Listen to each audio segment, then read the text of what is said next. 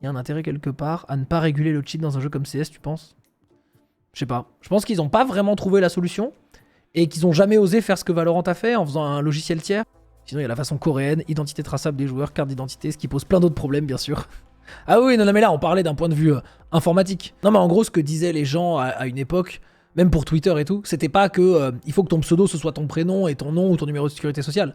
C'est qu'en fait, ce soit anonyme, mais que pour créer un compte, tu dois fournir ça et que la société puisse avoir accès à tes données si jamais il y a un problème. Mais encore une fois, accessibilité d'une boîte privée à des données sensibles comme voilà, un numéro de sécu, nom, prénom, une carte d'identité, terrible. Faudrait que ce soit l'État qui gère les comptes Twitter du coup. Oui, et du coup là, si l'État commence à gérer les comptes Twitter, tu t'imagines tu t'imagines bien qu'il peut y avoir énormément de dérives. On appellerait ça la Stasi. Il y aurait un dark Twitter à côté. Ouais, c'est sûr. Qui finirait par remplacer celui-là. Faudrait peut-être plutôt que tu puisses gérer des numéros de compte uniques via les services de l'État. Ouais, je vois ce que tu veux dire. Ça, tu déplaces le problème de la donnée. Le problème de tous ces trucs, c'est qui devient le juge.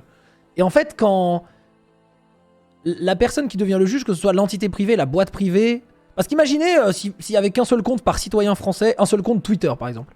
Donc Twitter banne ton compte parce que t'as dit une dinguerie. Bah, en fait, il y a des choses sur lesquelles on est tous d'accord qu'il faut pas dire, pas prôner, etc. Mais quand ça devient un petit peu tendancieux et que ça nécessite un jugement humain, et ben en fait, qui juge? Alors est-ce que c'est Twitter? Est-ce que c'est l'État? Si Twitter bannit le truc, bah tu pourrais faire une réclamation avec l'État, et l'État, du coup, l'État, lui, pourrait ne pas être d'accord avec Twitter. En fait, ça crée énormément de problèmes. L'Elysée qui lance un tribunal des bannis tous les mois, ça fera plein de viewers. Let's go!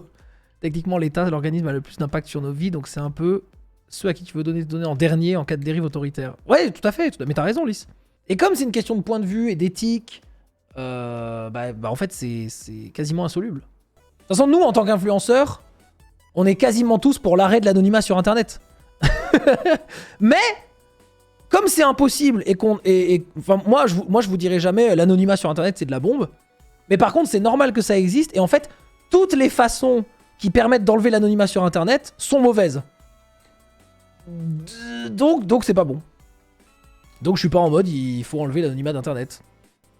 Voilà. C'est le paradoxe, quoi. Nous, on vit, les influenceurs, avec nos comptes en tout cas, qui ont beaucoup de followers et tout, on vit dans un monde où l'anonymat d'Internet n'existe que de manière négative. Et pour nous, il n'existe pas. Donc en fait, je vois à quoi ça ressemble. Hein. Bah du coup, on fait gaffe à ce qu'on dit. Voilà, c'est la conséquence,